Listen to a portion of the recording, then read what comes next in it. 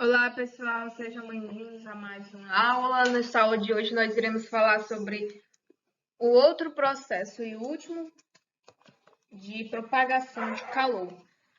Nas aulas anteriores, nós falamos sobre os processos de condução e convecção.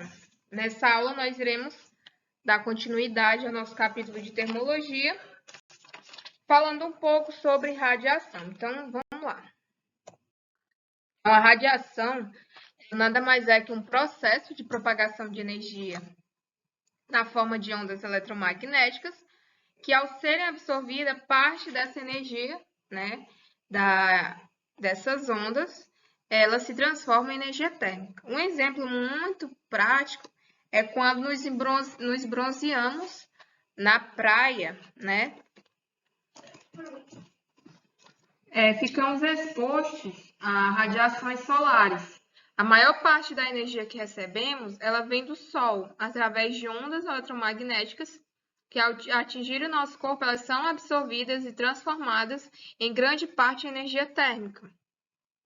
Esse processo de propagação de energia através de ondas eletromagnéticas é denominado radiação. Rigorosamente, a radiação ela não é um processo de transmissão de calor. A gente sabe que, no entanto,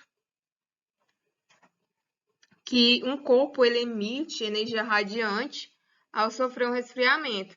Assim, nós associamos a energia existente nas ondas eletromagnéticas a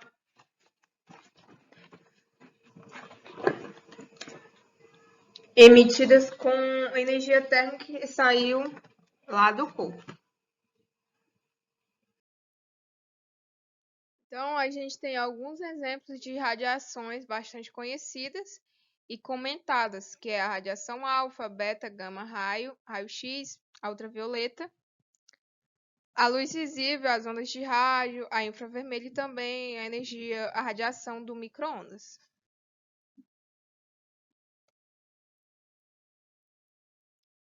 Aí eu trouxe alguns exemplos para vocês sobre elementos que emitem radiação.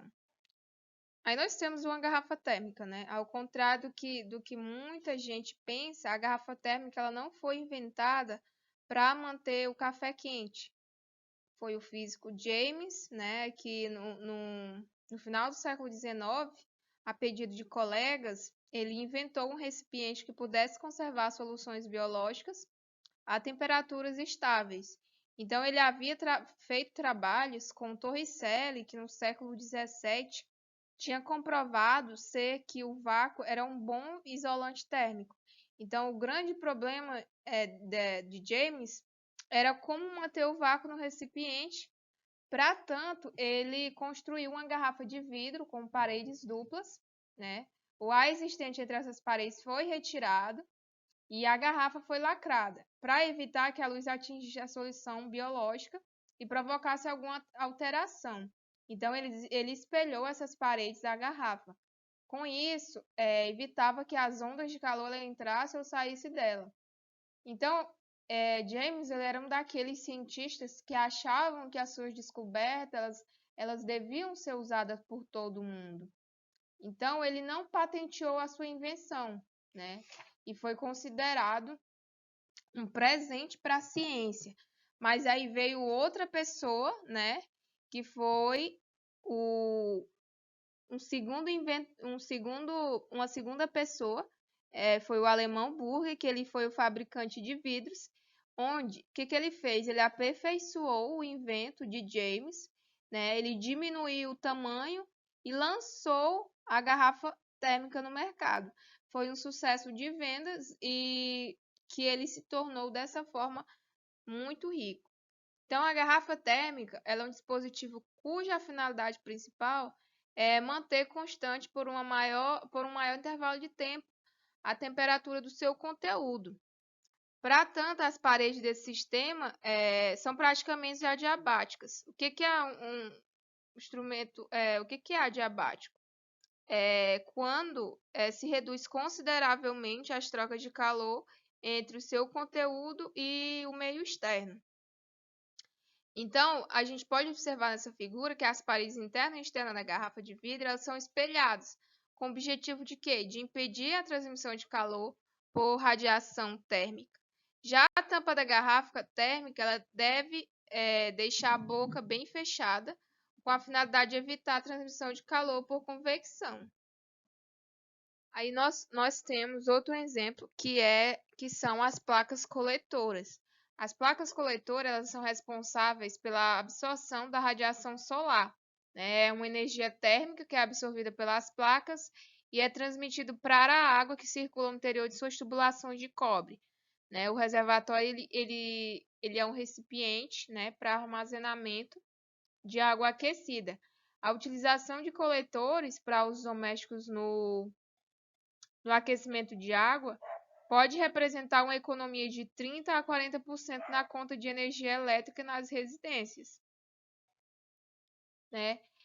O aquecedor solar ele é um sistema simples que utiliza a radiação, né, a condução e a convecção térmica para o aquecimento da água. Ele é um dispositivo constituído de duas partes, né? O coletor solar, que são as placas, e o reservatório térmico, onde é aquecido e armazenado. Temos outro exemplo de radiação, que é a estufa. Né? O que são as estufas? As estufas, elas são recintos fechados com paredes e tetos de vidro. Elas são utilizadas principalmente em países de inverno rigoroso para o cultivo de verduras, de legumes e até flores. Né? É um vidro transparente à luz visível e parcialmente opaca às ondas de calor infravermelho. O que acontece? As radiações infravermelhas, na realidade, se constituem de uma gama de ondas de diversas frequências. Aquelas que possuem menor frequência, portanto, as de maior comprimento de onda, não conseguem passar pelo vidro, mas as de maior frequência, as de menor comprimento de onda, as mais próximas das radiações correspondentes à cor vermelha, conseguem passar, né, essa energia com a luz visível e outras radiações. Então, uma parcela dessa energia é absorvida pelas plantas que estão no interior da estufa. Essas plantas, elas se aquecem e emitem parte da energia absorvida em forma de infravermelho, só que agora com comprimentos de onda bem maiores, que não consegue passar pelo vidro e fica simplesmente retido no interior da estufa. Então, desse modo, a temperatura ela permanece relativamente estável, mesmo que não esteja nevando na parte externa. Então, a gente tem aí o exemplo das estufas, né? Então, essa radiação infravermelho, ela aquece o ar das camadas inferiores da estufa, formando correntes de convecção, que é as correntes de convecção,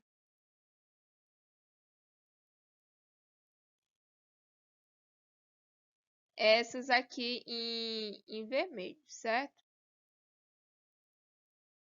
Então, as massas de ar quente sobem, certo?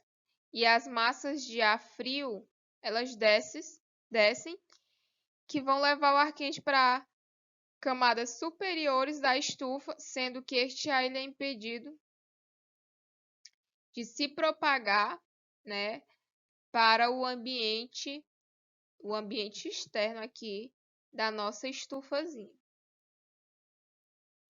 Temos também um exemplo que eu não coloquei aqui do efeito estufa, né? O efeito estufa na atmosfera. A forma de retenção de calor na atmosfera é semelhante à de uma estufa de paredes e teto de vidro. Por quê? Porque ela permite que a energia radiante ela penetre, mas dificulta as radiações, a dissipação dessas radiações emitidas às superfícies aquecidas da Terra. E é desse jeito, né, que a Terra ela fica com o efeito estufa. Então, pessoal, nós chegamos a mais um fim de aula. Eu espero que todos tenham compreendido o conteúdo e até a próxima.